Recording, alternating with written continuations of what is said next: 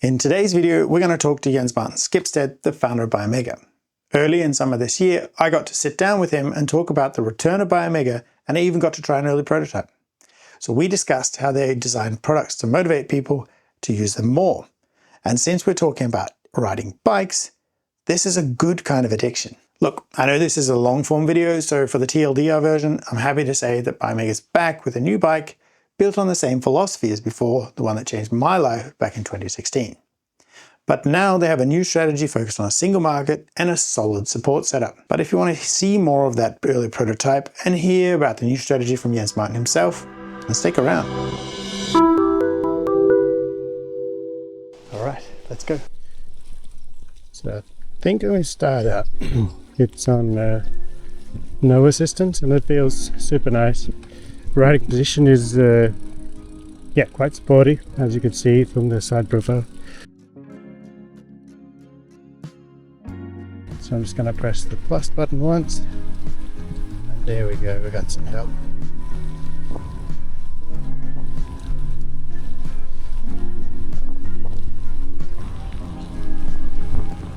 And I think, I could be wrong, but I think this is actually a pedal assist sensor with a torque sensor. And that's level 1. This is level 2.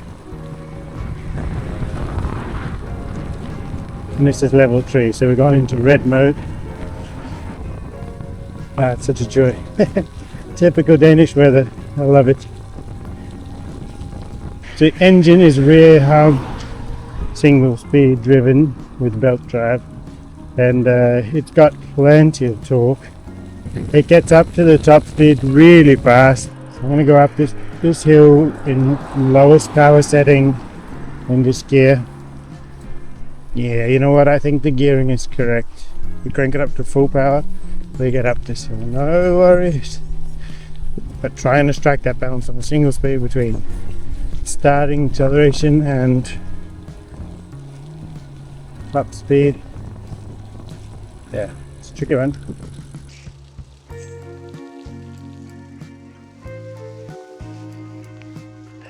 Right,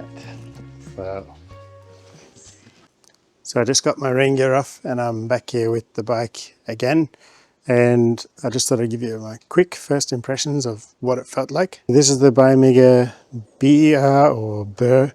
It is a fully aluminium frame, battery in the down tube, rear hub engine from Hyena with Gates belt drive. And you can see here that it is in fact single speed. Running some Shimano Dio brakes. That exact spec of this bike will maybe change a little bit in the lead up to the actual launch. It's really striking design. I'd say it's more out there than the Oko that I have, but it carries a lot of the same design ethos across. As this bike is actually running when I turn on the display. Built-in brake light and headlight. It's rolling on 26x2. So super plush, super cushy, but also changes the aesthetic geometry being 26. So it will actually come with the possibility of having 2 range extenders, I believe. So that bottle cage on the top is for the first one, and then there will be a second bottle cage. I'm not sure of the capacity. I'll also put it up there when I know.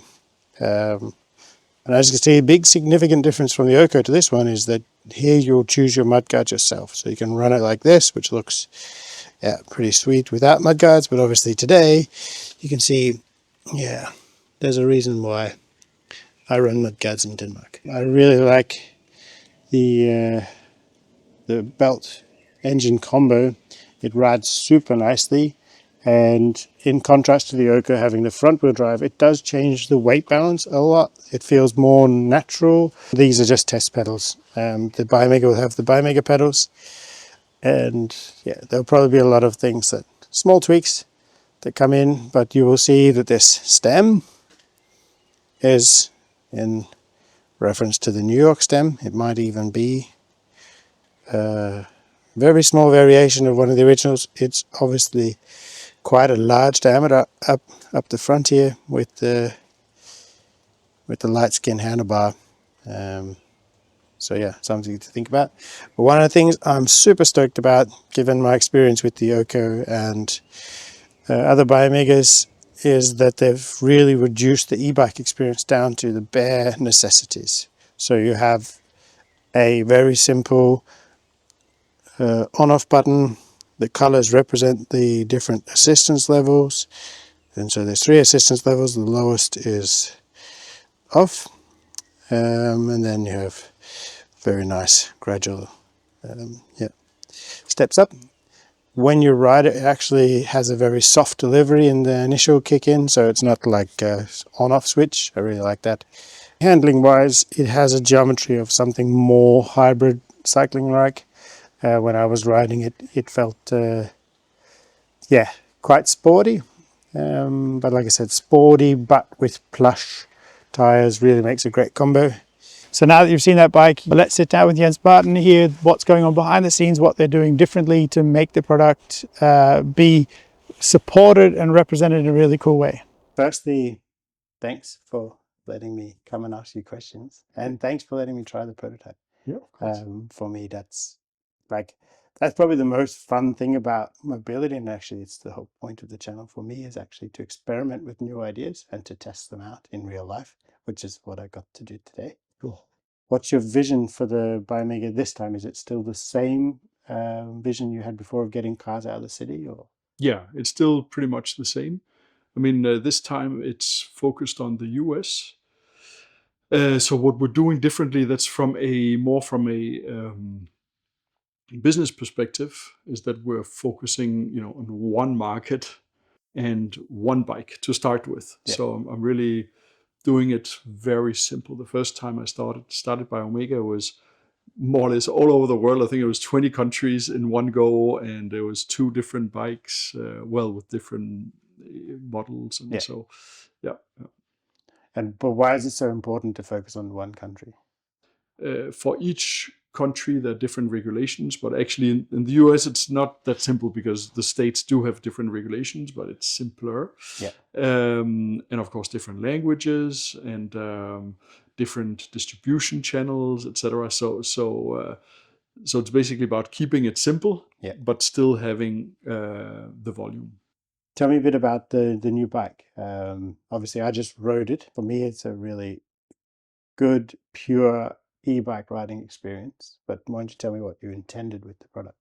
Yeah. So, it's called BR, or Burr, if you want, and all of the bikes have always been, almost always been abbreviations of cities. So it's an abbreviation for Berlin.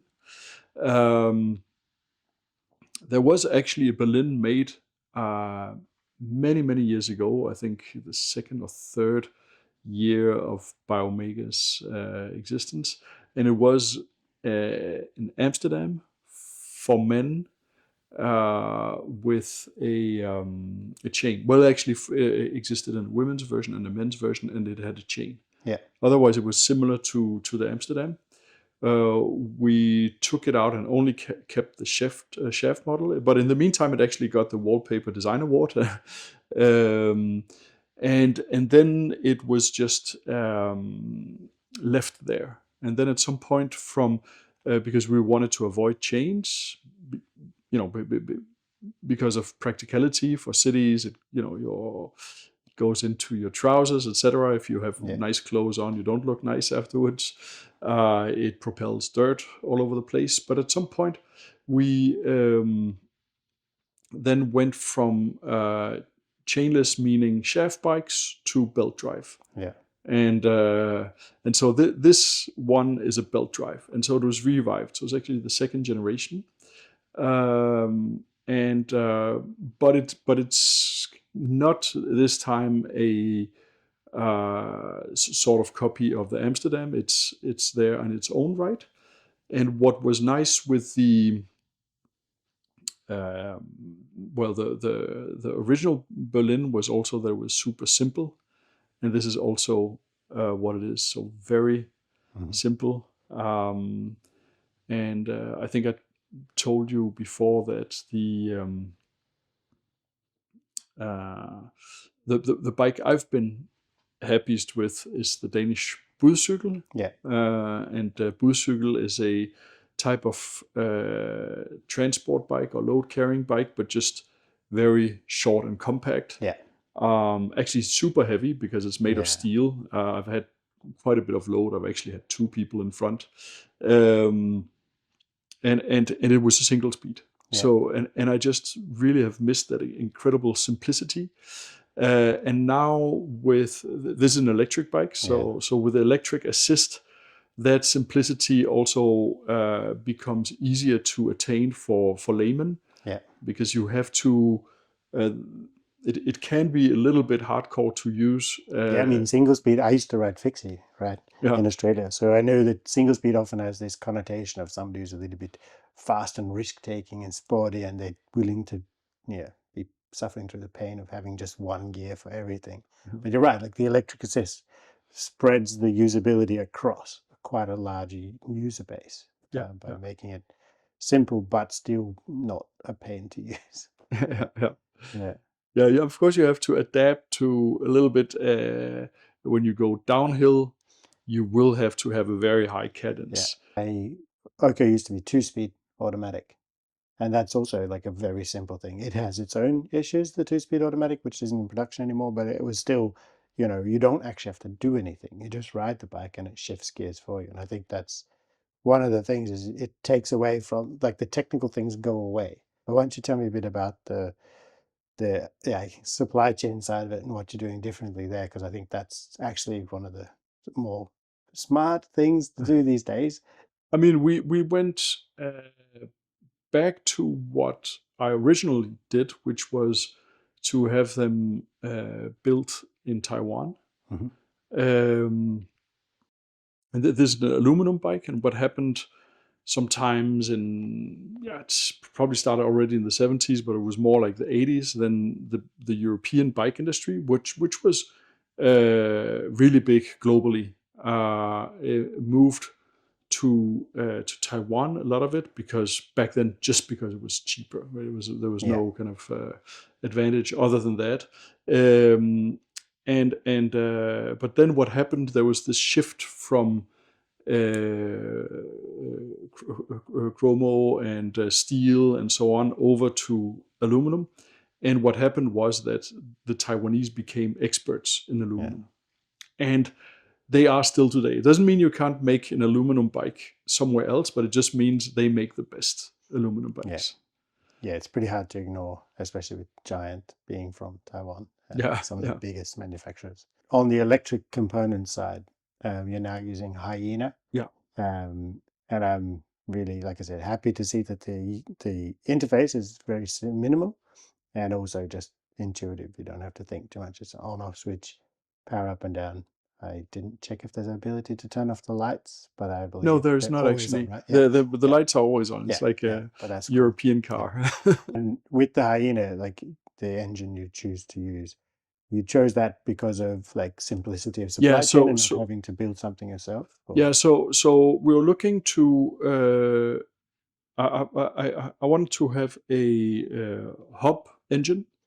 Mm-hmm. Because what happens with the center motors is that then the manufacturers, they just change it whenever they want, right? They can change it, and then you've got to redesign, rebuild, retest the whole frame. Yeah. So you're pretty much at their mercy. So and you can't really control how well it looks.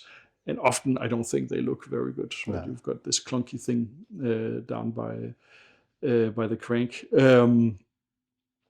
So given that I wanted a hub motor, and it was made in Taiwan, I didn't have a lot of options. I did if I didn't care about service, but since it's for the US market. Then I wanted a company that actually has service all over the US. Yeah. And Hyena was the best. Yeah. Of those.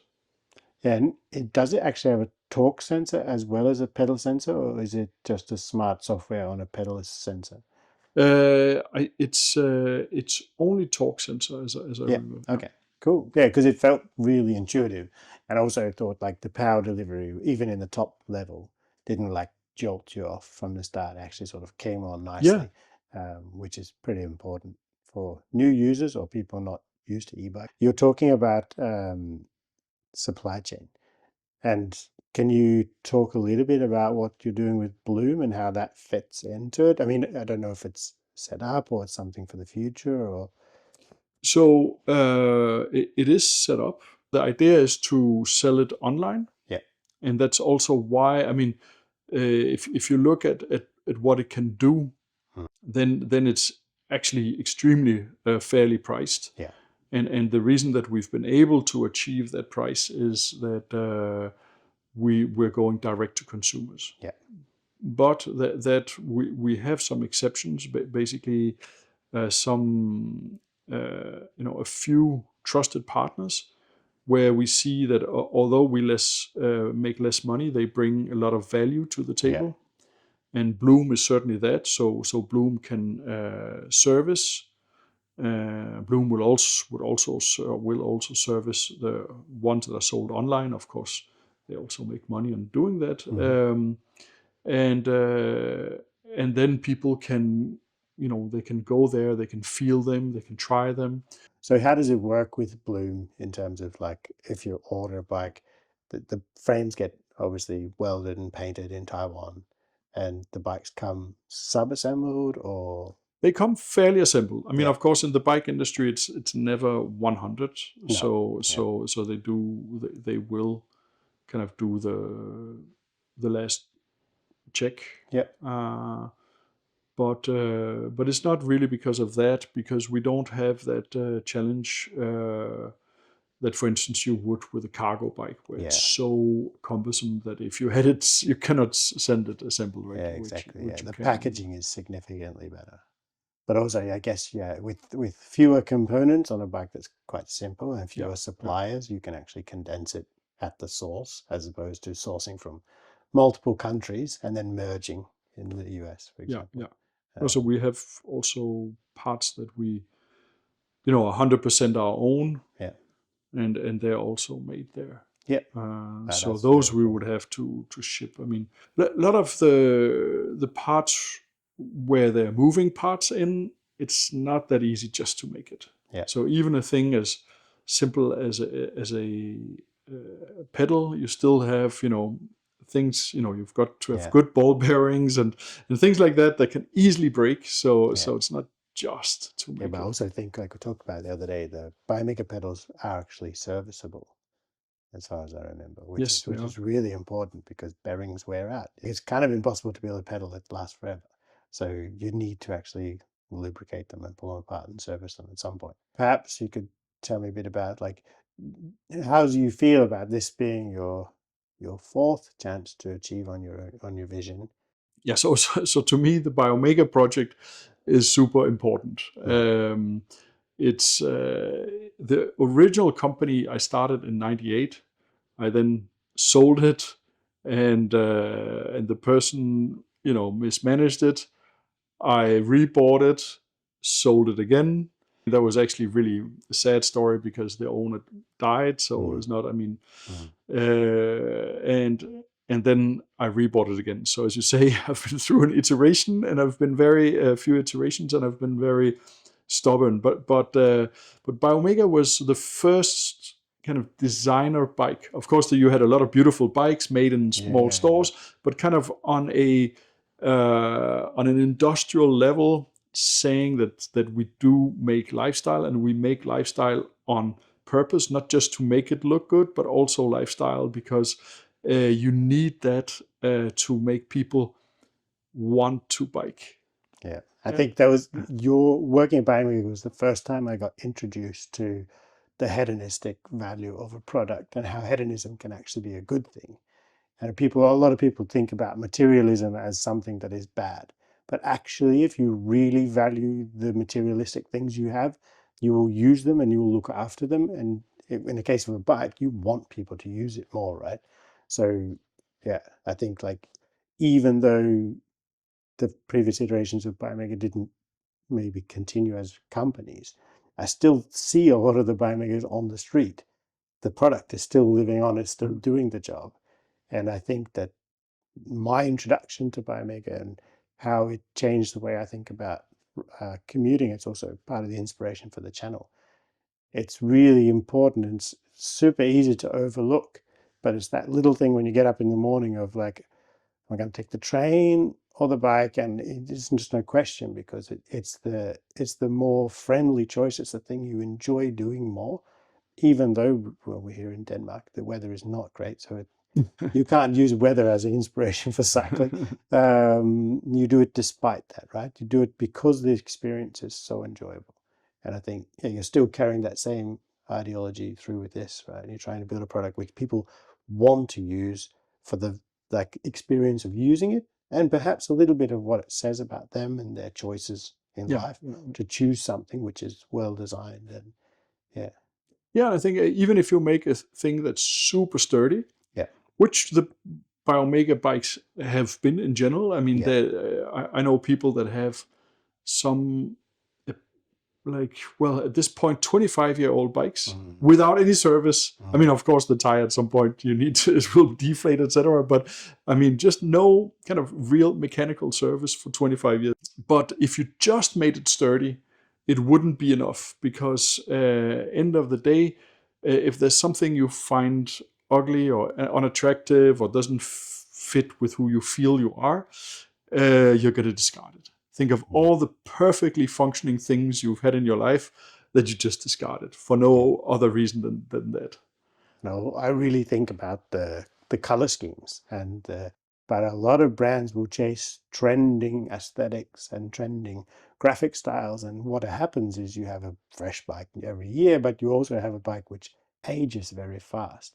And as everybody grows, their styles change, right? And I think having something like a minimalistic, more Scandinavian design actually means it'll be with you longer and still, be a part of you as you grow. And I also think you can think of price, instead of saying price as the upfront price, then saying price per year. Yeah. And I've had, also here we have all of these designer furniture. Yeah. And there are also many of them made, really handmade in wood, and really, it's really good craft. And I've met people that you would, earn below what the normal Dane would earn, and still they have these things, because then when they got it from their dad, they just rethreaded the chair or something like that. So you have things with, very, very long life, and so it's not only shelf life, it's also, life in your home. I think it's a really good point to end, because I think you've got things to do. But also, I think we covered most of the things really well. Really appreciate it. Thank you. So here's what I took away from that conversation. I'm happy to see that they are keeping their original product philosophy and simple user experience, which drew me into the brand all those years ago. Although this was an early prototype, I think that the product will still be a great option for those looking for that hassle-free commuting experience. And I hope it will convince some newcomers that e-bikes don't need to be complicated. It's inspiring to me that despite all the risks and challenges of the bike industry over the past 27 years, Jens Martin still believes in building well-designed bikes that inspire people to use them. I know all too well that good intentions aren't enough to make it, so it's encouraging to see that they're being focused on that single market, with Bloom doing the final assembly, distribution and service. I believe this is the key piece that Biomega needs for growth, and I'm looking forward to see how they develop together. If you want to find out more about Bloom, then you can check out their video in my description below and hear from Chris and Justin themselves. I believe that we need brands like this to exist, that are not addicted to feature creep or copying others, but they have the courage to try restraint, something rarely seen in the land of bigger is better. So if that interests you, then stay tuned for when they start shipping next year. Exploring new ideas and mobility is the whole concept of this channel. So I'm very grateful for Jens Martin for taking the time to talk to me and let me try the prototype. If you're new here, I suggest you check out my previous video explaining the inspiration and idea behind this channel. That being said, I hope you enjoyed this video. Let me know what you think in the comments below. And in the next video, I'll show you what I ride on a daily basis. Yes, even in winter, here in Norway. And what I'm doing to improve it. Thanks for watching. Let's make mobility better, one ride at a time. We'll see you in the next one.